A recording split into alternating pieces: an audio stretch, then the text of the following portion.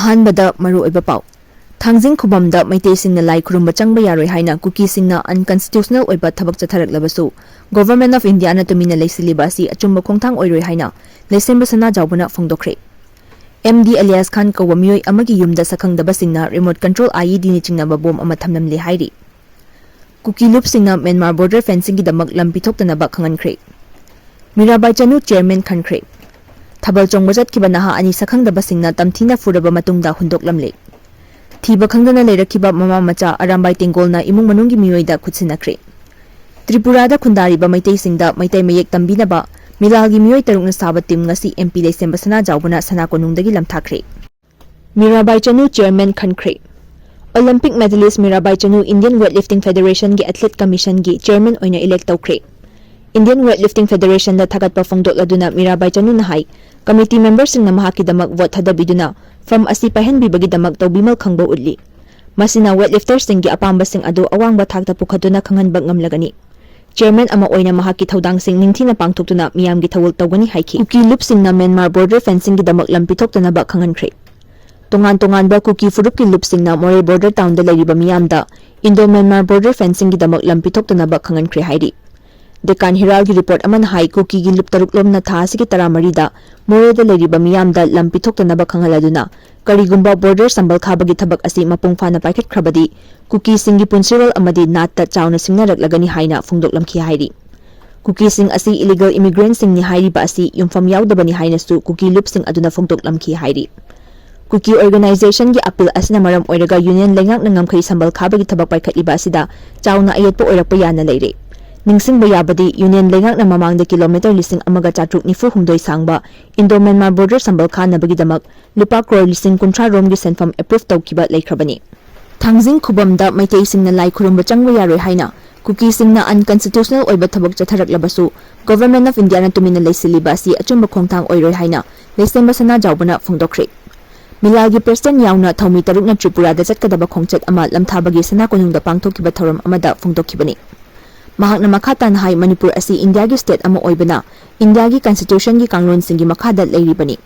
Handa kuki furup ki miyoi singna maitai singna thangjing chingda lai khurumba karakpa yaroi haina athingba pirakpa asi yamna unconstitutional oiba laibak thiba khongthang amani. Ipai pu singi haktaktagi hauna maitai singna lining laishon gi thoram kaya mafam asida pangthoktuna laklibani. Furup amagi religion sentiment sokpa yaba maongda lai khurumba yaroi haina athingba pirakliba asi taraina lofam thokte. Asigumba hanthaba thaki thawong asidi wakhal khanthaba ngamba furup amatagi miyoina tawroi.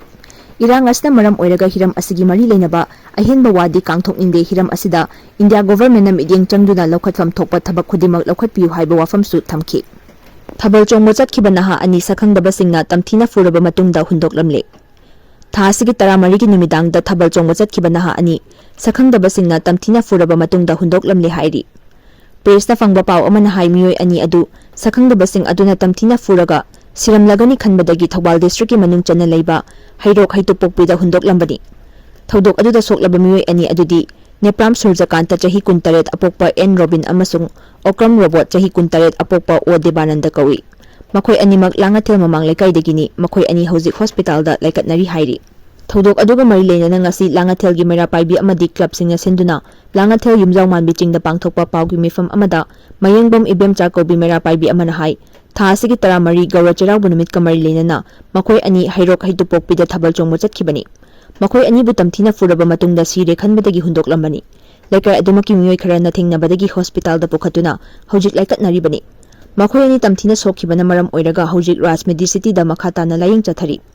Thawong asi kanana karigi damak chatharamanu haiba chapchaba khangba ngamdrabasu chingnabadi lei. Police na chatharakpa investigation da mara leiba miyoi sing adu fagatpa ngamnaba hairoki club mera paibi amadi miyamna mateng pangbiu. Mari leinaba sing namara leiba sing fagatuna fangfam thokpa cherak pidrabadi khoisaunaraba miyamna makhal makha kayagi khongjang changsilagani hainasu mahakna makhatana phongdokhi. Thiba khangdana leirakhiba mama macha arambai tengolna imung manunggi miyoida khutsinakre.